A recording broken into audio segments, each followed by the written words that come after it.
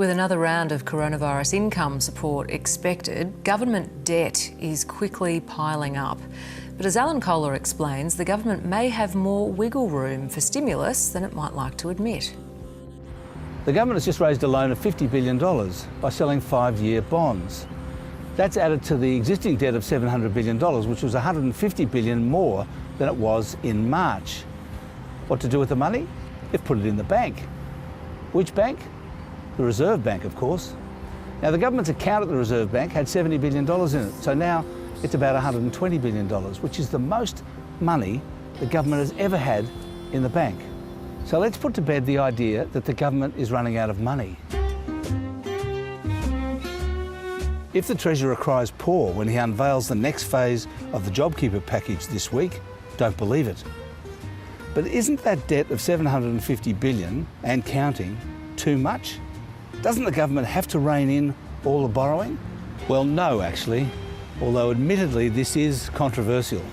For a start, it's a lot less than other governments around the world, both last year and this year.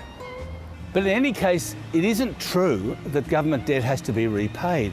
Governments are not like households and businesses because they control the creation of their own money. Now, this is part of something called modern monetary theory, which is currently hammering at the doors of the citadels of economics. Well, actually, it's the Reserve Bank that controls the creation of money, and it's independent.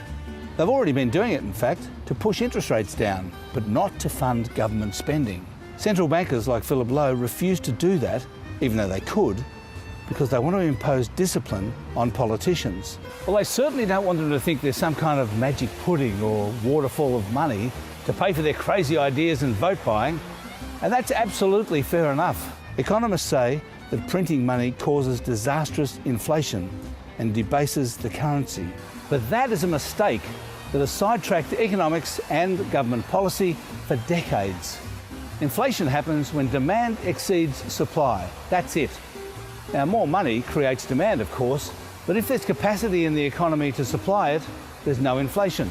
Since the GFC, central banks have created about $30 trillion of new money with no inflation. If the Treasurer says on Thursday that he has to cut spending, it's really only because the Reserve Bank won't give him any more money.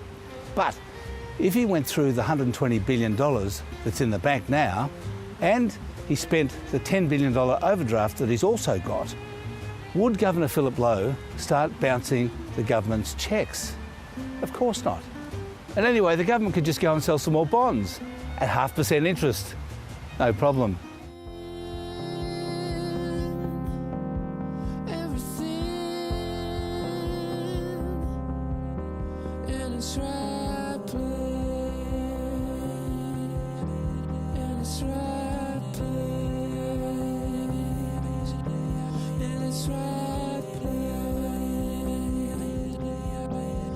It's right.